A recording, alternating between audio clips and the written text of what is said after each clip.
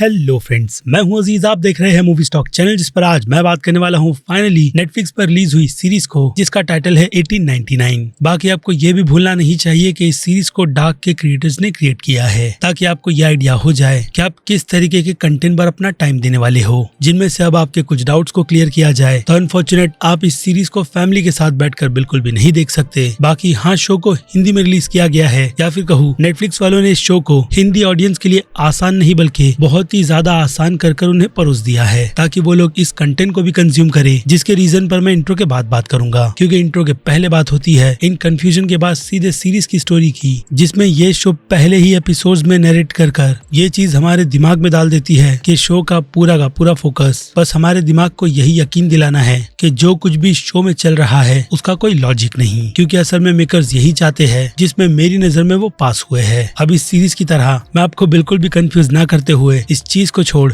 यानी इस पोर्शन को छोड़, असल स्टोरी की बात करता हूँ, जो कि इसके टाइटल के अकॉर्डिंग 1899 पर फोकस करती है, जिसमें हर एक मुसाफिर किसी न किसी चीजों से भाग रहा है और कुछ अपने सपनों को जीना चाहते हैं, जिनकी मंजिल असल में यूरोप से सीधा न्यूयॉर्क की है, वो भी एक शिप के जरिए, जिस जर्नी में उन्हें पैरामोथियस नाम का घुमा हुआ शिप भी मिल जाता है, जो कि 4 महीने पहले घुमा था। और उसके बाद टेंशन, थ्रिल, मिस्ट्री जो हमारा दिमाग खराब कर दे, उसका एक ऐसा सफर शुरू होता है जिसका जवाब हमें आखिरी एपिसोड्स तक मेकर्स बिल्कुल भी देने की मेहनत नहीं करते, क्योंकि डार्क के क्रिएटर है जो सीरीज की तरह हमारे दिमाग को ही खराब करते हुए बहुत सारी चीजें दिखाते हैं, जिसे अब मानना ना मानना आप पर डिपेंड करता है। और ये भी कि 8 एपिसोड की सीरीज को आपको आपका टाइम देना भी चाहिए या नहीं, जिसके हर एक एपिसोड्स की लेंथ 40 से 50 मिनट के आसपास की है, यानी हर एक एपिसोड्स आपका 1-1 घंटे का वक्त लेता है, जिसका जवाब देने के लिए मैंने ये वीडियो बनाया है, क्योंकि सीरीज मैंने कर ली है खत्म। जो अब आपको देखनी चाहिए या नहीं, चलिए उन सारी की सारी डिटेल्स पर बढ़ते हैं, लेकिन उससे पहले बनेगी हर बार की तरह मेरी एक छोटी सी रिक्वेस्ट भी, जो कि है चैनल को सब्सक्राइब, वीडियो को लाइक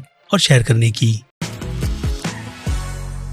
तो फ्रेंड्स, तो अब बात कर लेते हैं सबसे पहले कंपैरिजन की, जो मुझे लगता है आपको इस सीरीज की डार्क के साथ बिल्कुल भी नहीं करनी चाहिए, क्योंकि दोनों कंटेंट ही डिफरेंट है और हाँ, इनकी प्रेजेंटेशन भी, जिसके लिए मुझे लगता है कि आपको सीरीज खत्म करने के बाद नेटफ्लिक्स पर आई थिंक 50 मिनट की रिलीज हुई इसकी बिहाइंड द सीन की मेकिंग को भी देख लेना चाहिए, ताकि आपको उससे आइडिया हो जाए कि वॉल्यूम की इस टेक्नोलॉजी में भी नेटफ्लिक्स वालों ने किसी भी तरीके की कमी नहीं रखी है, खास करके लाइटनिंग, जो ऐसी टेक्नोलॉजी में इस शो को कहीं से भी फीका होने नहीं देती। यानी अभी ही अगर मैं इस शो की काफी कमाल के डायरेक्शन की तारीफ करूं तो बात बिल्कुल भी गलत नहीं होगी, जिसमें बाकी का काम शो के पूरे एनवायरनमेंट ने भी इसके साथ घुल मिलकर किया है, जिसमें फिर निकल कर आती है सेट डिजाइनिंग से लेकर कॉस्ट्यूम, कलर करेक्शन और अगेन कहूंगा वॉल्यूम में दिखाई गई इसकी सिनेमेटोग्राफी जैसी काफी अच्छी टेक्नोलॉजी भी, जिसे पूरा और कंप्लीट करती है एक्टर्स की परफॉर्मेंस, जिनमें से कोई भी एक्टर आपको बिल्कुल भी डिसअपॉइंट करता हुआ तो नजर नहीं आएगा, क्योंकि हर एक कैरेक्टर को इस सीरीज ने डेवलप करने में अच्छा खासा टाइम लिया है। भले से वो थोड़ा सा क्यों ना हो, लेकिन वैसी डेवलपमेंट भी हमें कैरेक्टर्स की कई सारी स्टोरी बता देती है। लेकिन फिर भी शो उन्हें छोड़ तो कुछ ही कैरेक्टर्स पर ज्यादा फोकस करता है, यानी कि सीरीज के लीड पर, जो कि मैं आपको बताऊंगा नहीं। लेकिन फिर भी आपको पोस्टर देखने से ये बात समझ आ जाती है कि सीरीज किस लीड कैरेक्टर को मेन और सेंटर में रखकर अपना फोकस आगे बढ़ाएगी, जो कि ऑफ कोर्स ये करती भी है। जिनसे हटकर अब बात कर ले शो की हिंदी डबिंग की, तो शो की हिंदी डबिंग जैसे कि मैंने कहा नेटफ्लिक्स वालों की तरफ से इतनी आसान कर हमारे सामने प्रेजेंट की गई है कि हम हर एक कैरेक्टर्स को इस शो में हिंदी में ही बोलता हुआ सुनते हैं। जबकि अगर आप इस शो को इसकी ओरिजिनल ऑफिशियल लैंग्वेज में देखो तो उसमें आपको हर एक कैरेक्टर्स के हिसाब से उनकी लैंग्वेज सुनने के लिए मिलती है, जो कि ऑब्वियसली शो के साथ होना भी चाहिए, क्योंकि शिप की एक ऐसी जर्नी पर सभी कैरेक्टर्स एक ही कंट्री से तो बिलोंग नहीं करेंगे, बल्कि हर कोई अपनी अलग अलग जर्नी पर निकला हुआ है, जो कि किसी और देश और मुल्क का हो सकता है। और ऐसे में निकल कर आती है डिफरेंट लैंग्वेजेस, जो अगर एक कैरेक्टर बोले तो दूसरे को बिल्कुल भी समझ ना आए, लेकिन फिर भी वो कैरेक्टर्स एक दूसरे से कनेक्शन बनाने में कामयाब होते हैं, क्योंकि लैंग्वेज के अलावा भी इंसान की फीलिंग और उनके हाव भाव होते हैं, जिन्हें देखकर हम थोड़ा बहुत समझ सकते हैं कि सामने वाला हमसे असल में क्या बोलने की कोशिश कर रहा है। ऐसे में शो को देखने में मुझे पर्सनली बहुत ज्यादा मजा आया। बाकी हिंदी ऑडियंस के लिए तो ऑप्शन काफी ज्यादा इजी रखा गया है, जिससे अगर प्रॉब्लम की बात की जाए तो प्रॉब्लम बस यही है कि सब कैरेक्टर आपस में हिंदी में बात कर रहे हैं, लेकिन फिर भी वहाँ पर कुछ लोगों को एक दूसरे की भाषा समझ नहीं आती। अब ये चीज जब आप शो देखोगे तो काफी अच्छी तरीके से समझ जाओगे कि असल में मैं आपको क्या बोलने और समझाने की कोशिश कर रहा हूँ। खैर, लेकिन हर किसी की अपनी चॉइस होती है है जो जैसे इस शो को देखकर एंजॉय करना चाहता है कर सकता है। इसलिए अब इस हिंदी डब की प्रॉब्लम से हटकर बात करें शो की बाकी और दूसरी डिटेलिंग की, जिसमें से कई सारे पोर्शंस तो स्पॉइलर से भरे हुए हैं, जिनमें अगर बाकी को छोड़ दिया जाए तो इस बार भी कहानी काफी ज्यादा कंफ्यूजिंग बनाई गई है, जिसका जवाब तो आपको शुरुआत के ऑलमोस्ट 6 एपिसोड तक बिल्कुल भी नहीं मिलता। और फिर उसके बाद शुरू हो जाता है शो की हर एक मिस्ट्री पर से पर्दा उठाने का काम, जिनमें से कुछ ट्विस्ट एंड टर्न्स को मैंने शुरुआत के 2 एपिसोड्स को ही देखकर गैस कर लिए थे, बट बाकी के ट्विस्ट एंड टर्न्स बिल्कुल भी नहीं, क्योंकि उन्हें लेकर जिस तरीके का माइंड गेम खेला गया है उससे ये चीज भी साबित हो जाती है कि हमारी दिमाग की रचना बियॉन्ड इमेजिनेशन है, जिसे जैसा चाहे यूज कर इंसानों को किसी भी तरीके की चीजें दिखाई जा सकती है, लिटरली कुछ भी।